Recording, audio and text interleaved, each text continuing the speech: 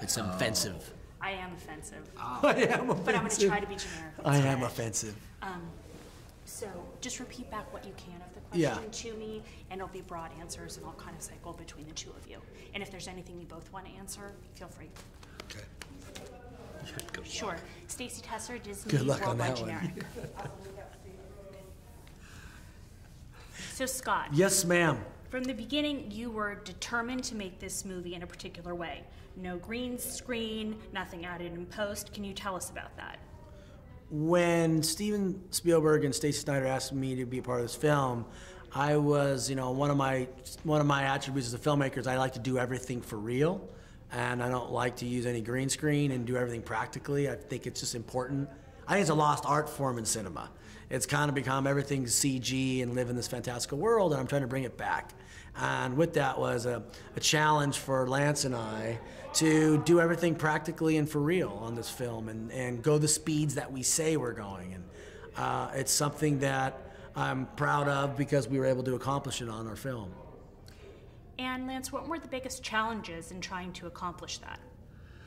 The biggest challenges were just, A, satisfying his dreams, keeping it safe, and all of that. But everything that we designed into the movie in the infancy stages of the project were, when you talk about them and people are hearing the conversation, they're thinking, "Are you guys out of your minds?" And and then me as a stunt guy, him as an ex-stuntman now. Sorry. I'm the ex guy, I'm the outcast. As the ex guy, we know what's capable and what's not, and it's just a matter of finding the right solution to get there, to be able to do it and pull it off safely. Now, Scott, not really an ex-stuntman because you did some work on this film yourself to get a particular shot. Can we talk about you harnessing yourself to the helicopter and why you did that and what that yielded?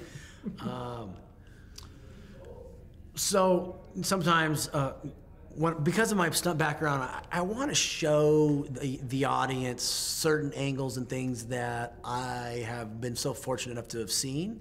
So I'm always kind of pushing the envelope of giving the audience that new perspective of what it's like to be a stuntman. And sometimes it requires me to get in positions that I would never ask camera operators, so I have to go operate myself, and hanging off the skids of a helicopter to shoot Scott Mescudi and having my buddy here throw a belt on me and lasso me into the side of the helicopter is most of the time, unfortunately, not uncommon. And I always look at him and go, hey bro, I need to hang on the edge of the helicopter. Can you lasso me up real quick? And he just shakes his head and, yeah, Scott. But you know what? Otherwise, it would take forever to really get the shot, if you didn't have a guy that's got the confidence and the experience to do it, and then he knows he's going to get the shot. We're going to do it less times, and we're going to move on. So safety was definitely a priority on set, and were there any particular safety measures that you took for any particular scenes?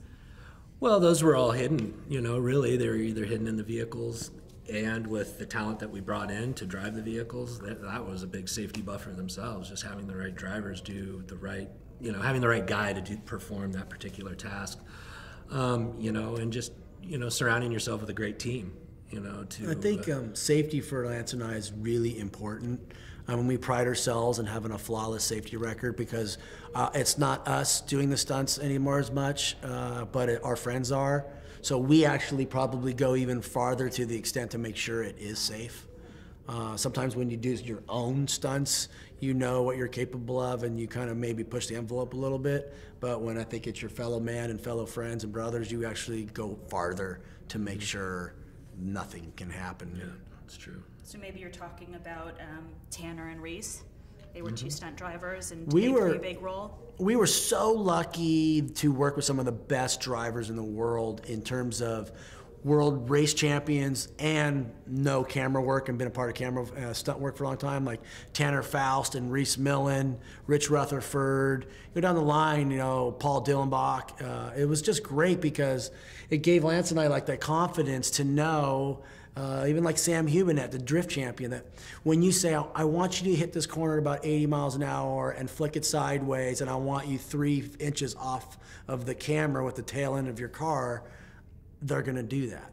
and they're going to do it precisely every time. Yeah. So one of the coolest scenes was the grasshopper stunt. How did you guys come up with that idea? Well, we ended up in Detroit, and this dummy here finds this location. What usually happens, I always come to him and go, hey, look at this, can we do this? It's going to be crazy. And he's always my reality check, like, no, we're not doing that.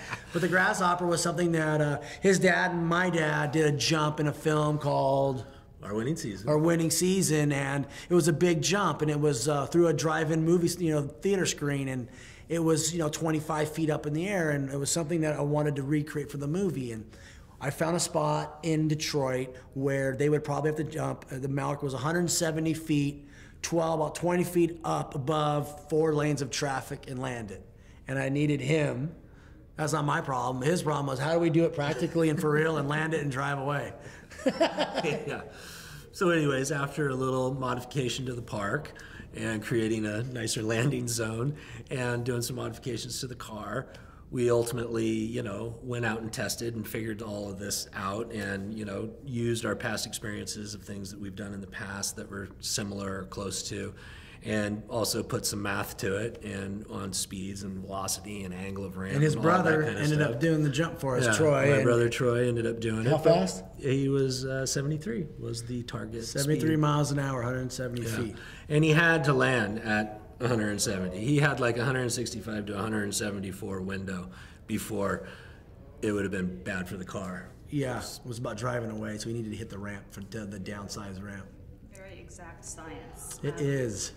So let's switch gears just a little bit and talk about... That's a pun. It is. The story and the screenplay.